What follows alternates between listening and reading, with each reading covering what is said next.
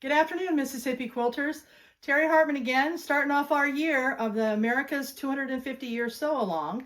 And the first thing I wanted to do is introduce the block. Our first block is going to be the log cabin block. And like I said, I was going to give you guys a little bit of history about the log cabin block. But what's really interesting to me was, as I was doing my research, I actually found quite a bit of research on the log cabin building itself. And what was interesting to me was the log cabin buildings have been around since 3500 BC, which means they were not in America. They were actually in Northern Europe, in Scandinavia and Finland. And the Swedish brought the building style over to America, and the Swedish people were the first ones to actually build a log cabin in America, which I thought was extremely interesting because I thought it was something very indicative of being here in America, which it wasn't. So that was like the first thing that kind of came to mind. And then as I was doing my research, some of the things that were kind of interesting to me were log cabins have been in America since 1630. That was when the first one was built here. And it was actually considered a temporary building. But because they did it so well and because of the abundance of timber here in America, they built them all the way across as they moved across America to the western coast. Now, it became super popular during Abraham Lincoln's time frame because, again, Abraham Lincoln was born in a log cabin. At least that's how the story goes.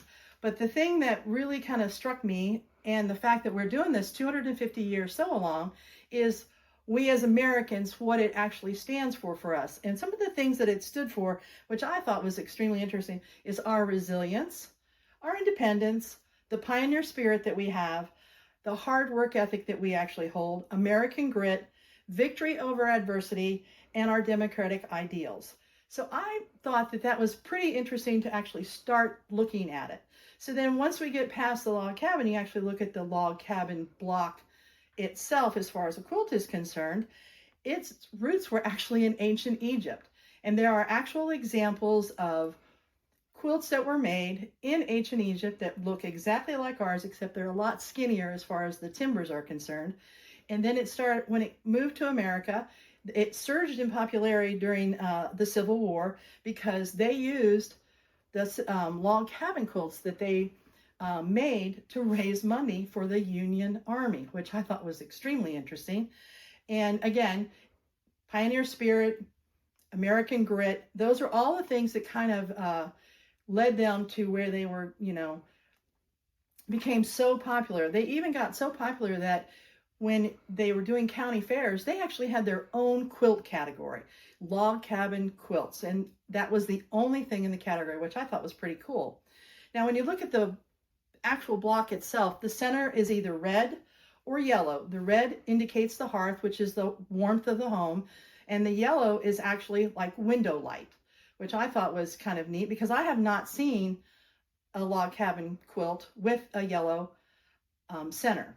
And then the light in the dark, it basically said that that is day and night. So they always had, day and night, and they had which was interesting to me was there were no windows in log cabins originally. It was just two doors, a front door and a back door. So that was kind of interesting to me, but to think that, I don't know about anybody else, but I like a good light. I like a good window. And to think that people actually lived in a building that had absolutely no windows is just unfathomable to me. When they first really started to surge in popularity, it was like 1863, and by 1870 they were everywhere. So the log cabin quilt block itself and log cabin quilts have been around for a good long time, and it is definitely a part of our American landscape. So that's how I kind of wanted to start out our sew along with something that has been with us for a really, really long time. And next thing we're going to do is I'm going to talk about some of the stuff that has happened. I got the fabric. Unfortunately, I will tell you right now, between the holidays and not being able to get the fabric and a lot of other stuff, I was only able to get one block done, but I promise I'm going to work really, really hard and get some more blocks out to you. So when I got the fabric, I decided, ooh, that's really dark blue and really dark red. So I decided that I was going to wash it all. So the next thing I'm going to kind of show you is some of the stuff that has happened with the fabric to let you know maybe you might want to think about doing that kind of stuff before you actually start assembling your blocks. So as I said before, I wanted to talk to you about the fabric. I want to give you an idea of, number one, so you can kind of get an idea of the fabrics that I chose. You get a little bit up close and personal with the fabric. So these are the ones that I use for the log cabin block, the first one.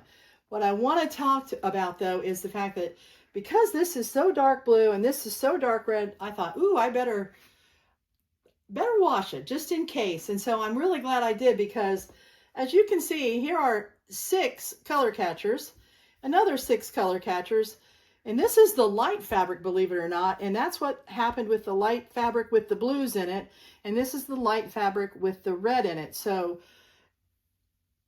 again, I'm kind of leery about all the cream in it and how it might bleed, so I thought, oh, I just better go ahead and do it.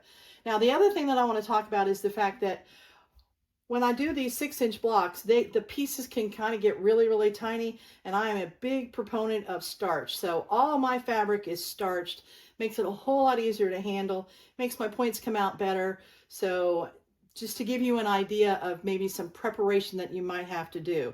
So this is, but I really did want to show you this because I was kind of shocked by how much it faded and in the wash. So there you go with that. I just want to kind of prepare y'all. So I did a 12-inch block and I did a 6-inch block, and these are the 2 blocks. So there's the 12-inch and there's the 6-inch.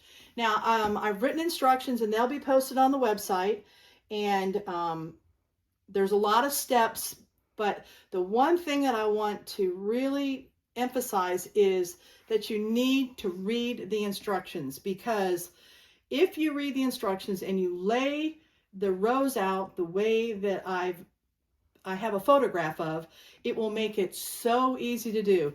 This one took me a good bit. Now, I will be honest with you, this is the very first time I've ever done a log cabin, and this one took me a good bit because I think I had to rip out 4 or 5 times because I ended up putting the strip on the wrong side.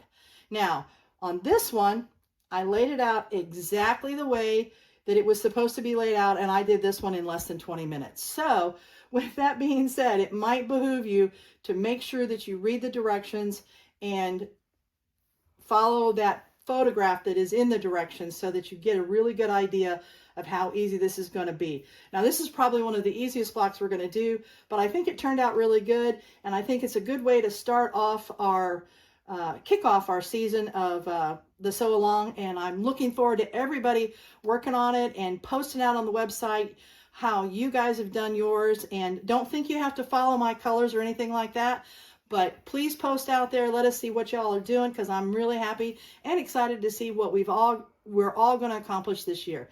Again, Happy New Year to everyone, and let's get to sewing, guys. Talk to you later.